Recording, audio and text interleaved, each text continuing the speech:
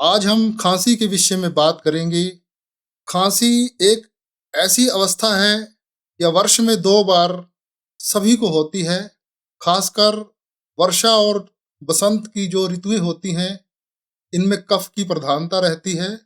कफ की प्रधानता होने के कारण इन 2 ऋतुओं में खांसी, जुकाम संबंधित लक्षण उत्पन्न हो जाते हैं। लेकिन यहाँ हम सिर्फ खांसी की ही बात करेंगे, जुकाम के विषय में फिर किसी दिन बात करेंगे। ऐसा करने से हमारा आज का अध्याय ज़्यादा लंबा हो जाएगा। सबसे पहले मैं आपको बता दूं कि खांसी कोई रोग नहीं है।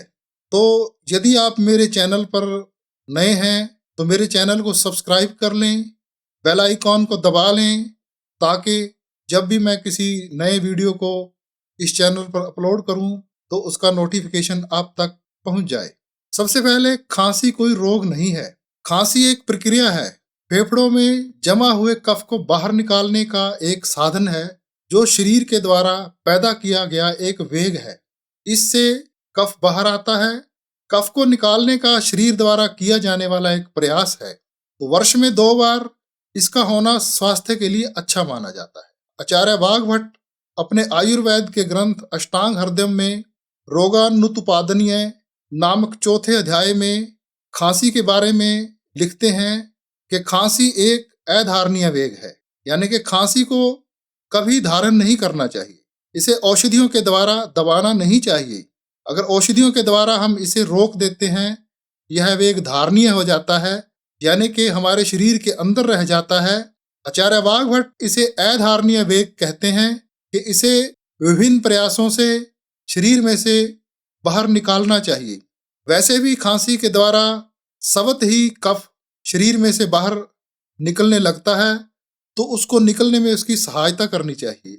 आचार्य वाघभट्ट इस अध्याय में कहते हैं कि खांसी को धारण करने से या खांसी को रोकने से कुछ ऐसे रोग पैदा होते हैं जो बाद में जाकर असाध्य हो जाते हैं। जैसे खांसी को रोकने से खांसी कास रोग में बदल जाती है, वो पुरानी हो जाती है।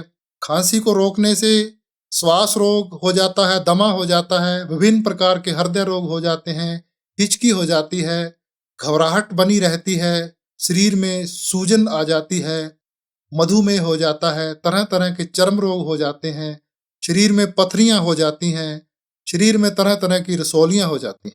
इसलिए खांसी को रोकना नहीं चाहिए, उसे विभिन्न उपायों से बाहर करना चाहिए, शरीर की मदद करनी चाहिए, ताकि वो अच्छे से कफ को फेफड़ों में से निकाल कर बाहर फेंक दे और फेफड़े खाली हो जाएं, कफ से शून्य हो जाए। तो खांसी 2 प्रकार की होती है, सूखी खांसी और गीली खांसी।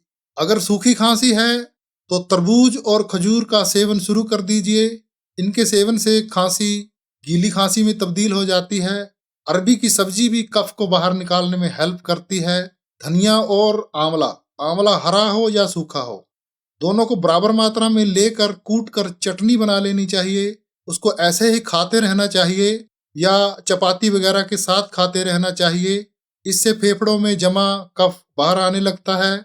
अगर सूखी खांसी परेशान करे तो मुंह में बादाम रखकर चूसते रहें, इससे थोड़ी राहत मिलती है।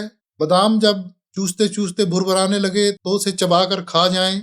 ये प्रयोग करने से अगर खांसी बलगम वाली खांसी यानी कि गीली खांसी में तब्दील हो जाए, या पहले से ही गीली खांसी है, बलगम वाली खांसी है, तब ये प्रयोग करें। इन 10 फलों में से कोई एक फल ले लें, जैसे मीठा संतरा, अनार, अमरूद, खरबूजा, पपीता, अंजीर, खजूर, अंगूर, चीकू, मौसम्मी। इन 10 फलों को 11 से 1 बजे के बीच खाते रहें।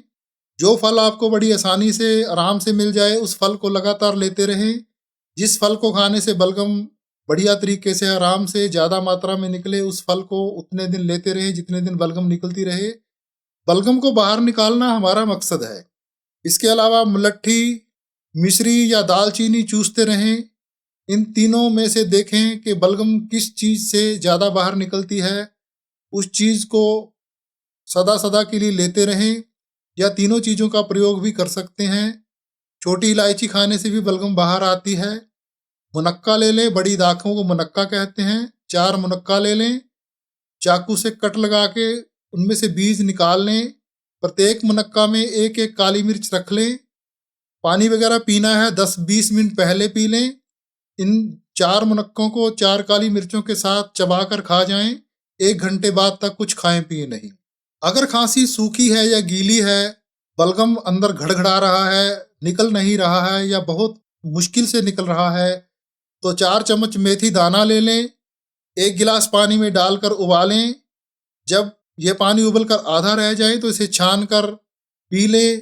इससे बलगम आसानी से बाहर निकलने लगेगा। ये प्रयोग तब तक करते रहें जब तक खांसी पूरी तरह से ठीक ना हो जाए।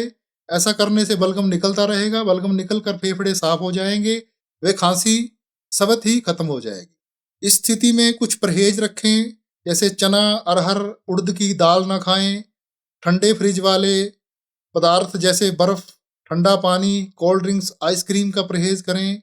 कफ बढ़ाने वाले पदार्थ जैसे दूध, दही, मिठाई, मक्खन, दाल, मोठ, बेसन की पकौड़ी वगैरह ना लें। तो ऐसा करने से कुछ ही दिनों में बलगम निकलकर फेफड़े साफ होकर खांसी पूरी तरह से ठीक हो जाएगी। यदि आप पुरानी खांसी से पीड़ित हैं, 2-3 वर्षों से या अधिक समय से खांसी का रोग आपको परेशान कर रहा है और किसी भी तरीके से खांसी ठीक नहीं हो रही है, तो इसके लिए आपको प्राकृतिक चिकित्सा, आयुर्वेदिक चिकित्सा या होम्योपैथिक चिकित्सा की आवश्यकता है।